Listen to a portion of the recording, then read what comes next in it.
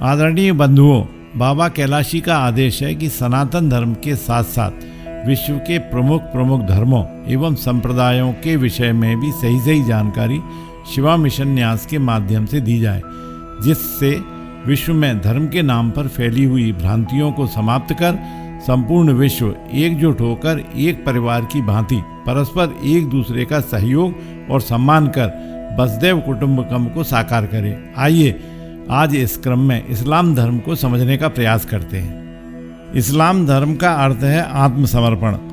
अतः मुस्लिम वह है जो ईश्वर के प्रति पूर्ण समर्पण कर दे।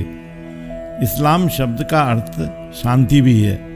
अतः कहा जा सकता है कि इस्लाम वह धर्म है जो ईश्वर में आस्था तथा ईश्वर के प्रति पूर्ण समर्पण के द्वारा आत्मा की शांति का मार्ग दिखाता है। इस्लाम एक सर्वशक्तिमान ईश्वर में विश्वास करता है, हजरत मोहम्मद साहब को पैगंबर मानता है तथा इस मान्यता पर आधारित है कि धार्मिक सत्यों को ईश्वरीय संदेश के रूप में मोहम्मद साहब के द्वारा ही मानव तक पहुंचाया गया है।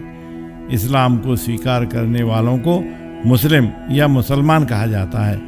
मुसलमान वह है जो अपना पूर्ण ईमान एवं धर्म ईश्वर पर टिका दे। यह समर्पण ईश्वर के प्रति है, मोहम्मद साहब के प्रति नहीं। इस्लाम मोहम्मद साहब को पैगंबर मानता है, ईश्वर नहीं। वे रसूल हैं, धर्म प्रवर्तक हैं, पथ प्रदर्शक हैं, किंतु सत्यों के सृष्टा नहीं हैं। उनकी विशिष्टता इसी में है कि उन्हें ईश्वर के द्वारा धार्मिक संदेशों के लिए चुना गया। इसी से वह आदर्श हैं। इस्लाम धर्म के संस्थापक हजरत मोहम्मद साहब थे। उनका जन्म 570 ईस्वी में अरब के मक्का नामक नगर में हुआ था। उनके जन्म के पूर्व ही उनके पिता का देहांत हो चुका था। 6 वर्ष की अवस्था में उन्होंने अपनी माँ को भी खो दिया। अधिकतर वे अपने चाचा अबू तालिब के संरक्षण में रहे। जब वे बड़े हुए तब उन्होंने एक अमीर विधवा खादीजा के यहाँ नौकरी कर दी। वह उनसे इतनी प्रभावित हुई कि उम्र में 15 वर्ष बड़ी होने पर भी उनसे इनने विवाह कर लिया। खादीजा का प्रौढ़ स्नेह, समर्थन तथा प्रोत्साहन मोहम्मद साहब के आत्मविश्वास को बढ़ाने में सहायक सिद्ध हुआ। जब देवदूत जिब्रील के द्वारा उन्हें देवी संदेश मिला तो प्रारंभ में वे बड़े विचलित हुए।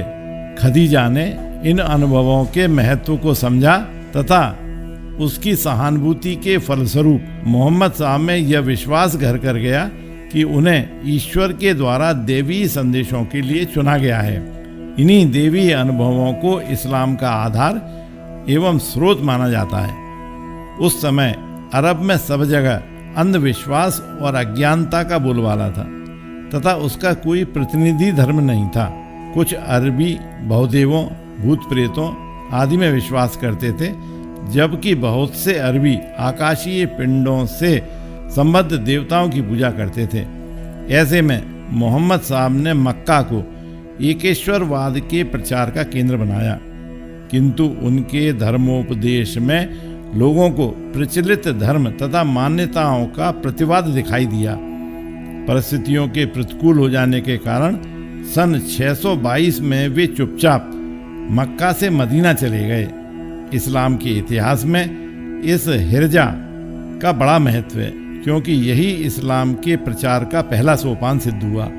इसी कारण इस्लामी कैलेंडर हिरजा अथवा हिरजी से ही प्रारंभ होता है। मदीना में उनका भव्य स्वागत हुआ और वहीं से उन्होंने धर्म प्रचार का कार्य प्रारंभ किया। धीरे धीरे उन्होंने मक्का को भी अपने अधीन कर लिया। सन 632 में अर्थात 62 वर्ष की आयु में मोहम्मद साहब की मृत्यु हो गई, किंतु तब तक इस्लाम का अभ्युदय हो चुका था। उनकी मृत्यु के 100 वर्षों के अंदर ही इस्लाम पूर्णतया विकसित हो गया तथा शनै शनै एशिया तथा अफ्रीका के देशों में फैलता चला गया। पैगंबर मोहम्मद साहब के बाद उनके अनुयायी मुख्य रूप से 2 खेमों में बट गए। पहला खेमा सुन्नी तथा दूसरा सिया कहलाया। पैगंबर मोहम्मद साहब की मृत्यु के बाद उनके 3 निकटतम मित्रों में से क्रमशः अबू बकर, उमर और उस्मान खलीफा बने। ये सभी सुन्नी मत के थे और मोहम्मद साहब तथा कुरान में पूर्ण आस्था रखते थे, किंतु उनकी मृत्यु के बाद मोहम्मद साहब के दामाद अली को इस्लाम का नेतृत्व मिला। मोहम्मद साहब के वंशज होने के कारण वे इमाम कहलाए, इसके मतावलंबी शिया कहलाए। इनके 2 बेटे थे, हसन और हुसैन, किंतु विरोध के चलते उनकी हत्या कर दी गई। हुसैन और उनके नन्हे से बेटे को करबला की लड़ाई में मार दिया गया।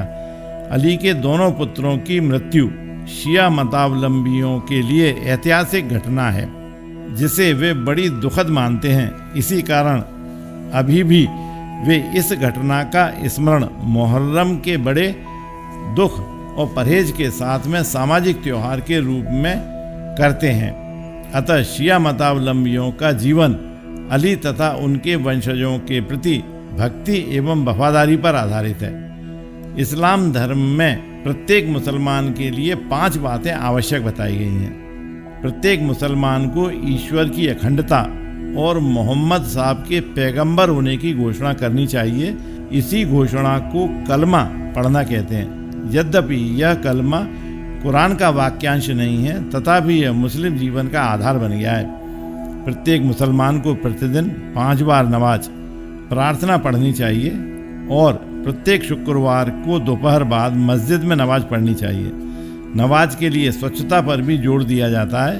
हर नमाज के पहले अंगों को मुख, कोहनी तक हाथ, घुटनों तक पैर आदि का प्रक्षालन अनिवार्य है। इसे वजू कहते हैं। प्रत्येक मुसलमान को निर्धन व्यक्तियों और धार्मिक कृत्यों के लिए ज़कात या खैरात अर्थात दान देना चाहिए। यह एक पुण्य कार्य है। इस्लाम के पवित्र महीने रमजान में उसे रोज़ा अर्थात उपवास रखना चाहिए। रोज़ा इस्लामी कैलेंडर के 9वें महीने में रखा जाता है। ऐसी मान्यता है कि इसी महीने में मोहम्मद साहब को इल्हाम अर्थात ईश्वरीय संदेश प्राप्त हुए थे।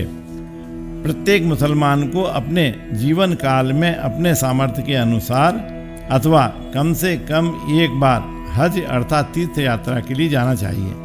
विश्व के अन्य धर्मों के समान इस्लाम में भी विभिन्न संप्रदाय हो गए, जैसे जैदी शाखा, बारवाही शाखा, इस्माइली शाखा। इसके अतिरिक्त बहावी संप्रदाय और अहमदिया संप्रदाय प्रमुख थे। इस्लाम के विकास के क्रम में 11वीं शताब्दी में एक रहस्यवादी आंदोलन के रूप में सूफी मत की शुरुआत हुई। मोहम्मद साहब की मृत्यु के बाद इस्लाम के अनुयायियों में संत सूफियों की एक ऐसी परंपरा चली जिन्होंने ईश्वर से व्यक्तिगत संपर्क की पद्धति पर आधारित भक्ति, श्रद्धा, प्रार्थना और आध्यात्मिक जीवन पर बल दिया।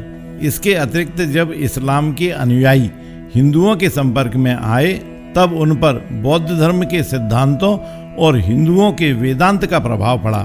इन सभी के फलस्वरूप सूफी मत के रूप में एक अन्य धार्मिक विचारधारा की शुरुआत हुई। इस प्रकार इस्लाम के इतिहास के सर्वेक्षण से यह स्पष्ट हो जाता है कि आधुनिक काल में इस्लाम को कुछ विशेष प्रवृत्तियों एवं प्रभावों के अनुरूप अपने को ढालने का प्रयत्न करना पड़ा। फिर भी इस्लाम आस्था के मूल आधारों के संबंध में किसी प्रकार का परिवर्तन या समझौता करने के लिए तैयार नहीं है। यदि यह वीडियो आपको अच्छा लगा हो तो लाइक करें, शेयर करें, सब्सक्राइब करें और बेल आइकन दबाना न भूलें।